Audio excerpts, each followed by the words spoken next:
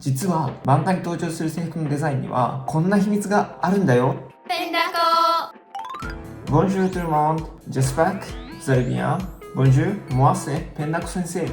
Je suis professeur de manga dans l'école en France. 今日は漫画的な服の描き方についてのコツを話していこうと思います。制服や職業のコスチュームなどみんなの好きな漫画にもたくさん登場しますよね。制服はたくさんのアニメや漫画で登場するので、ファンアートを描く上で上手に描きたいと思う人も多いんじゃないでしょうか。デザインもかっこいいですし、キャラクターの個性も表現することができますよね。その上、制服は実は初心者でもとても描きやすいんです。そんな制服の描き方を今回は皆さんもよく知っているマイヒーローアカデミアを例に紹介していきます。また、実は漫画に登場する制服のデザインにはこんな秘密があるんだよということもお伝えしますので、ぜひぜひ最後まで見てください。まだチャンネル登録をしてない方はぜひチャンネル登録をよろしくお願いします。いいねもぜひお願いします。このいいねとコメントが私にとっては動画を続ける原動力になっています。コメントもできる限り返信しますので、どんどん残していってください。それではセッパーティー。さて、今回は簡単に描きながら説明していきますね。まずは全体のシルエットを描いてから、それに服を着せるように描いていこうと思います。なぜこうするかというと、服を描くときに服の厚みを意識するのがとっても大事だからです。一般的に漫画の服は現実よりも厚みがあります。初心者が制服を描くときに失敗する例として、厚みを意識せずに平面的になってしまうことがよくあります。なので、服の厚みを意識するためにも、まずはシルエットを描いてから人物を描いてみるのをおすすめします。さて、顔が描けましたね。では、服を描いていきましょう。襟元を描いて、ネクタイは体の真ん中に来るイメージで、デック君のネクタイは現実と比べると小さいですね。普通は首を回って結ばれているんですけど、とても漫画的にデフォルメされています。この制服は肩に飾りがついているので、それを目安に肩幅を決めると描きやすいです。そして胴体と袖では布が違うので、境目に線を入れるとそれっぽくなります。肩の飾りとか襟元のように、漫画の服は現実よりもデザインが凝ったものが多いです。こういった細かい描写をすることで、その作品の制服らしさを出すことができます。重なったものを描く場合、下にあるものも一旦描いてから消しゴムで消すと、形が崩れず綺麗に描くことができます。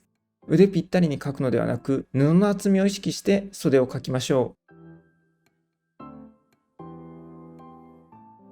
ここで2つ目のポイントです。質感を意識してシワを描きましょう。制服は硬めの布でできているので、シワがあまりできません。関節部分には少しシワを描くとそれらしく見えます。ズボンは膝まではまっすぐ、膝下には布が余っているのでシワが多くなっています。ここでも布の厚み、布の質感を意識することが大事ですね。今回は時間を短縮するために靴は片方だけ描きました。それをコピーして反転、自然になるように調整しています。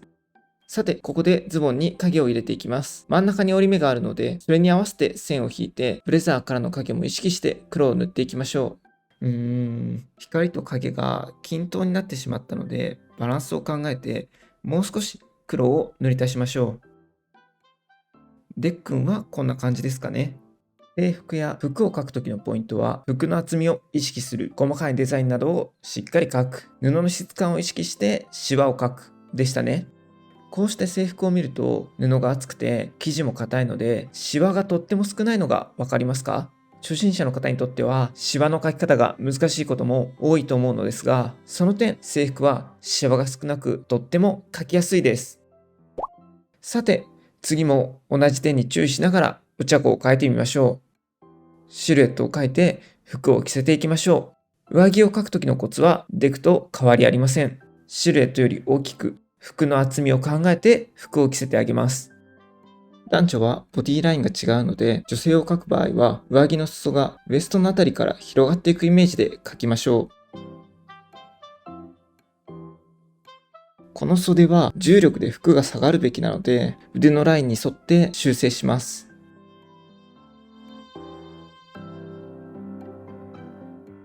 スカートは外側のプリーツを狭く、内側を広く描くと立体感を表現しやすいです。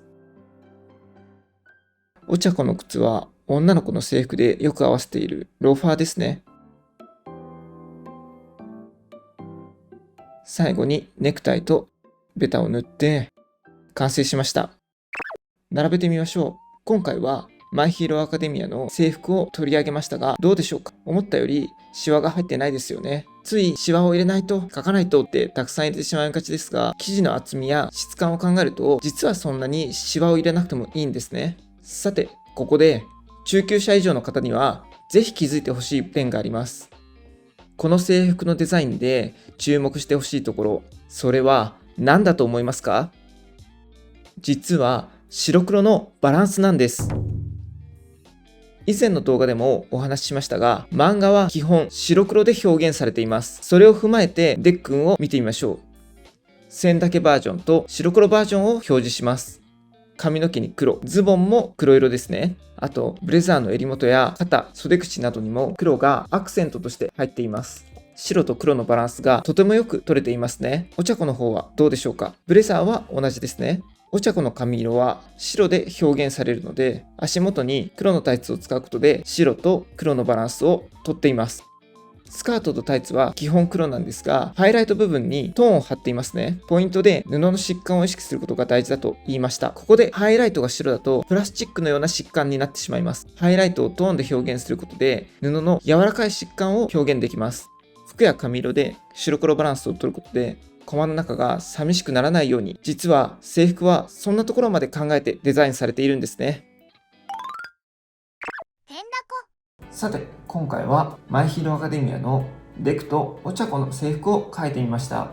制服だけでなく、服を描く時のポイントは、服の厚みを意識する、細かいデザインなどをしっかり描く、布の質感を意識してシワを描く、この大事なポイントをお伝えしました。これを意識するだけで、少し洋服も描きやすくなるので、ぜひ気をつけてみてください。